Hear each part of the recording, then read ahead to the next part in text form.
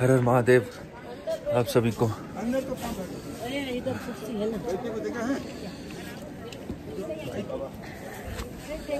रात के 3-4:30 बज रहे हैं। कल रात 2 बजे से ये लाइन लगी हुई है केदार बाबा की मंगल आरती लेने के लिए, क्योंकि सुबह की ही टाइम 2 से 4 से 5 बजे के करीब आप गर्भगृह में जा सकते हैं। और ये लाइन लगी हुई है रात के 11:30 बजे से और पीछे तक है।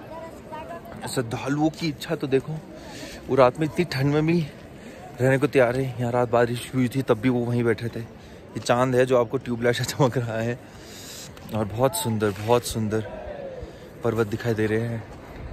मई के महीने में इतनी भीड़ है कि दर्शन ही नहीं मिल पा रहे हैं सुबह या शाम, और कम से कम 15% यात्री ऐसे हैं जो विदाउट दर्शन ही चले जा रहे हैं। भोले बाबा की कृपा है, हमें बहुत अच्छे से दिए उन्होंने दर्शन। अब यहाँ की नेचुरल ब्यूटी मैं आप लोगों को दिखाता हूँ।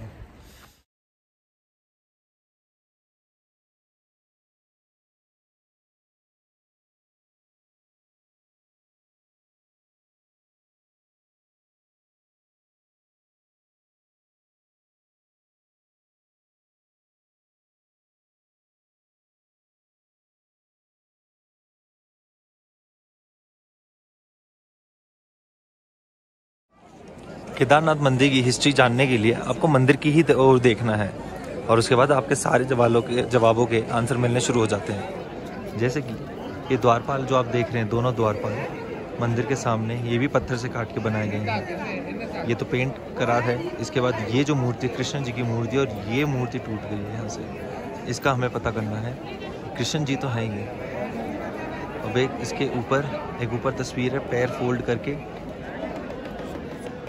ये कौन है इसके बारे में भी हम रिसर्च करेंगे। इसके बाद कृष्ण जी की ये भी है। अब आते हैं नंदी महादेव को। नंदी महादेव का जो पत्थर है ये भी तराशा गया है और उसके बाद ये वहीं का वहीं है। अब बढ़ते हैं केदार बाबा के गर्भगृह की छत के ऊपर। इस द्वार से आप अंदर घुसते हैं, इस द्वार से आप निकलते हैं। अब बात करते हैं ऊपर आप देखेंगे सोने का छत्तर है, और ये जो छत बनाई गई है ये बनाई गई थी आदि गुरु शंकराचार्य जी के बाद। और इसके अंदर एक दूसरी टाइप की गुंबद है गोल। दीवारों पे जो आप ब्लैक ये देख रहे हैं, ये ग्लेशियर के कटने से होते हैं निशान। इनका काला कालापन जो आपको लगता है जैसे आग लग गई हो, बट ये ग्लेशियर के इफेक्ट से होते हैं। और बाकी जो परिसर है मंदिर का, ये तो बनाया गया है, ये रीसेंट अपडेट है। परंतु ये जिस हिसाब से आप कटिंग देख रहे हो उस पत्थर की, उस हिसाब से आप कह नहीं सकते ये 4000 साल पुराना है। भीड़ देख रहे हो कैसे उमड़ गई है। सब एक दूसरे को अब धक्का देते रहेंगे दर्शन पाने के लिए। जस्ट अभी द्वार पार कभी खुले द्वार, और जो पिछले 1 घंटे से द्वार बंद थे वो सारी भीड़ जमा होकर लाइन में लग गई।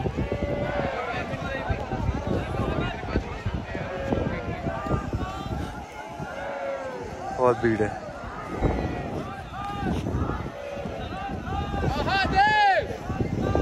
भोले भोले भोले।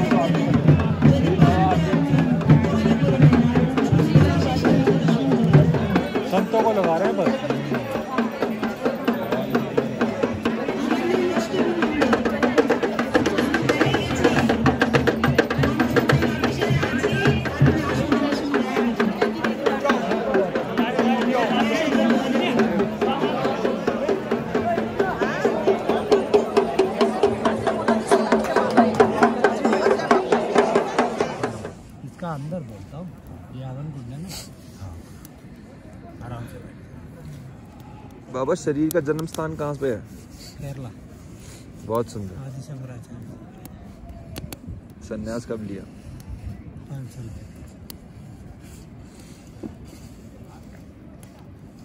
बहुत सुंदर। आनंद। अग्निदेव। ये जो जैसे वाले मैंने सोचा भी नहीं, भगवान की कसम मुझसे हो पाएगा ये। इसलिए वो जो सुबह 1000 रुपया जो दक्षिणा दिया था वो टेंट वाला, हाँ, उसको ही वापस गया था 500। अच्छा। फिर मैंने सोचा शाम को मैं उधर गया, बड़ा लकड़ी, वो भी ज़्यादा दे दिया लकड़ी में। मैं ज़्यादा, अभी मेरा टाइम खोल रहा है, मुझे ऐसा लग रहा है बादल काट रहा है। बेटा एक काम कर। हाँ बताओ। वहाँ जाके ना वो पूरा बंद कर दो, क्यों लाली लोग। अच्छा, वो चैन खुला हुआ है। चैन पूरा नहीं बंद किया, पूरा बंद आता हूँ एकदम। पंडित जी एक बात बताओ, एकदम ना घुसे। महाराज जी एक बात बताओ, ये तो ऐसे बैठे रहते हैं यहाँ पे पंडित जी बाहर, और वो भी लोग उस लाइन में बैठे रहते हैं। बहुत सारे पंडित बाबा नहीं है, बवाल भी है।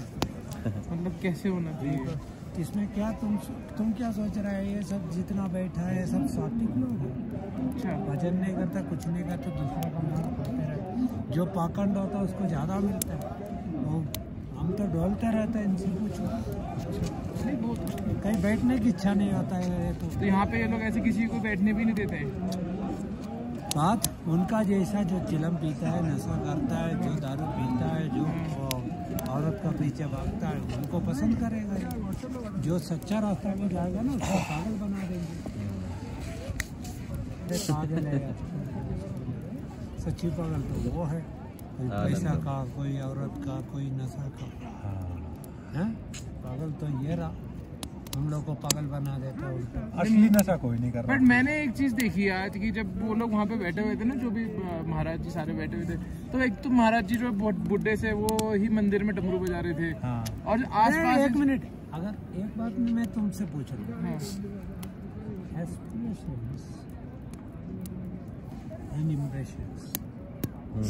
जो अट्रैक्शन, 3 चीज एक्सप्रेस जो करता है ना,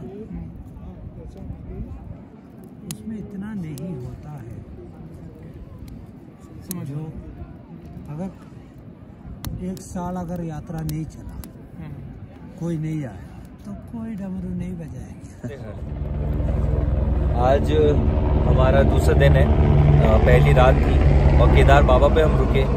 और मैं जैसे आप लोगों को कहता रहता हूँ कि अनुभव होते हैं लोगों को, अगर आप अपनी शरीर को, अपने मन को, अपने शरीर को उस संस्कारों में डाल दो तो आपको वो अनुभव होने लगते हैं, वो चमत्कार दिखने लगते हैं। ऐसे ही जैसी मैं यात्रा करता हूँ, उसी में ये था कि केदार बाबा का हमारा प्लान नहीं था। मेरी जो यात्रा निकल रही है, जो ग्रुप निकल रहा है अगले महीने मेरे, उनको केदार बाबा की मुझे लेटेस्ट अपडेट देनी थी। और यहाँ पे कुछ ऐसा हो रहा है कि इतनी सारी बुकिंग्स आने के बाद ऑनलाइन बुकिंग, गवर्नमेंट की बुकिंग सब रोक दी गई। जून में हेलीकॉप्टर सेवा भी नहीं खुली, तो उस चक्कर में मैं आया था। पर मेरे सच्चे मन में ये था कि बाबा मैं इतनी मेहनत करके ऊपर आ रहा हूँ, मुझे आप कष्ट मत देना, अब स्ट्रगल दे देना वो ठीक है, कष्ट मत देना कि रात में पूरी रात भीग भाग के बाबा आपके पास आऊँगा मैं, मुझे बस अपने पास अच्छे से बुला लेना। तो ऐसा ही हुआ। जब ऊपर से नीचे, जब नीचे से ऊपर आ रहे थे तो केदारनाथ बाबा से पहले हम रुक गए थे छोटी चिंचोली पे, एंड उसके बाद भी हम थोड़ा सा लेट चले थे। फिर भी हम धीरे धीरे 12-1-2 बजे हम केदार बाबा के धाम पहुंच गए थे। और यहाँ आते ही जब हम ऊपर धाम पे आए तो बाबा ने अपना ही एक टाइम सेट कर रखा था हमारे लिए, हमें 10 मिनट भी नहीं लगे और हम केदार बाबा के दर्शन कर लिए।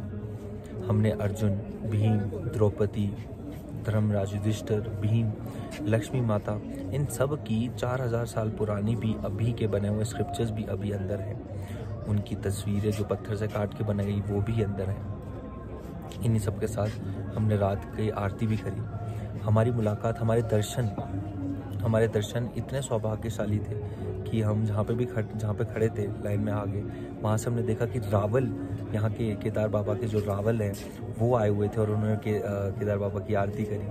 मन और प्रसन्न हो गया कि जो प्रथा चली आ रही है हज़ारों सालों से, आदि गुरु शंकराचार्य ने 1000 साल पहले ये केदार बाबा आए थे और उन्होंने ही एक शैविज़्म ग्रुप कम्युनिटी ऑफ संत बना रखे थे, जो यहाँ के रीति रिवाज, रिचुअल्स और पूजा करने का जिन्हें अधिकार है, तो पंडित जो हैं यहाँ पे, तो वो उनके ही परिवार अभी तक चलता आ रहा है। उनमें से एक रावल जो अभी के रावल हैं, उनको हमने कल उनके दर्शन लिए और काफ़ी अघोरी साधु संतों के लिए। फिर मन में ये आया कि हमारा नंदी बेस कैंप में कैंपिंग है, तो यहाँ पे बाबा के धाम कैसे रुकें, हवा बहुत तेज़ है, और हमारा मन ये था कि बाबा के पास आए। तो जहाँ पे हम खड़े थे वहीं एक व्यक्ति आया और उन्होंने बोला कि भोले यहीं रुकोगे? तो हमने बोला भोले यहीं कैसे रुक सकते हैं? कहते टेंट लगा लो, और हमने टेंट लगा लिया।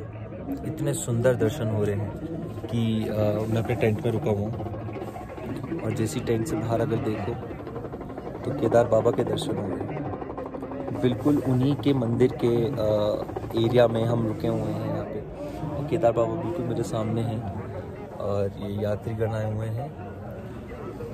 पूरी रात मेरी ऐसी ही घटी, यहाँ पे स्पीकर था, अनाउंसमेंट होती रही, भजन कीर्तन चलते रहे। बहुत बहुत बहुत शुद्ध वातावरण में कोई भी स्ट्रगल ना करते हुए, बिल्कुल कोने में दुनिया से अलग हम अपना टेंट लगा के बैठे।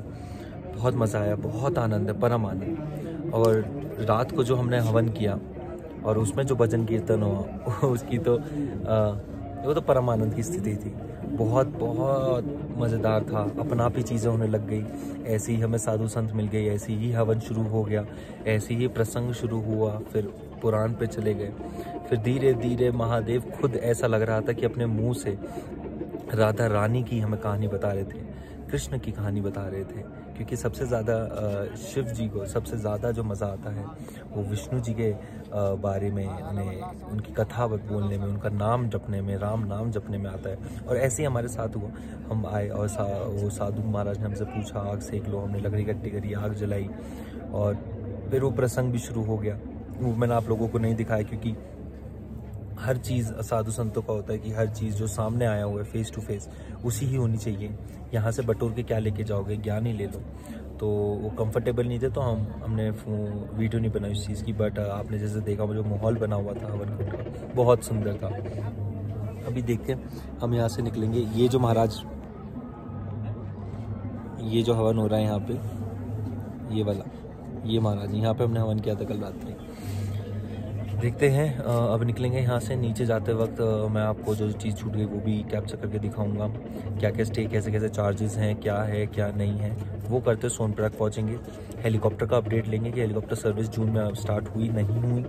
उसके बाद खच्चर, घोड़े, पालकी, इन सब का करके जून की सारी बुकिंग्स करके फिर हम यहाँ से प्रस्थान करेंगे और हम दिल्ली के लिए ही निकलेंगे। पर अगर भोले ने चाहे तो कुछ और डिटोर भी हो सकता है। बट मुझे इस बार अब नेटवर्क एरिया में आना ही पड़ेगा। अभी नेटवर्क एरिया में नहीं, और 2 दिन से बहुत कॉल्स आ रही हैं और लोग परेशान हो रहे हैं। यात्रीगण भी मेरे परेशान हो रहे हैं, उन्हें कुछ पूछना है और नेटवर्क नहीं आ पा रहा। तो उन्हें कष्ट, आप लोगों को और कष्ट ना देके, मेरे यात्रीगणों को और कष्ट ना देके मैं अभी नेटवर्क एरिया में आऊँगा। उसके बाद देखते हैं उत्तराखंड में देवभूमि में देव कहाँ ले चले हमें।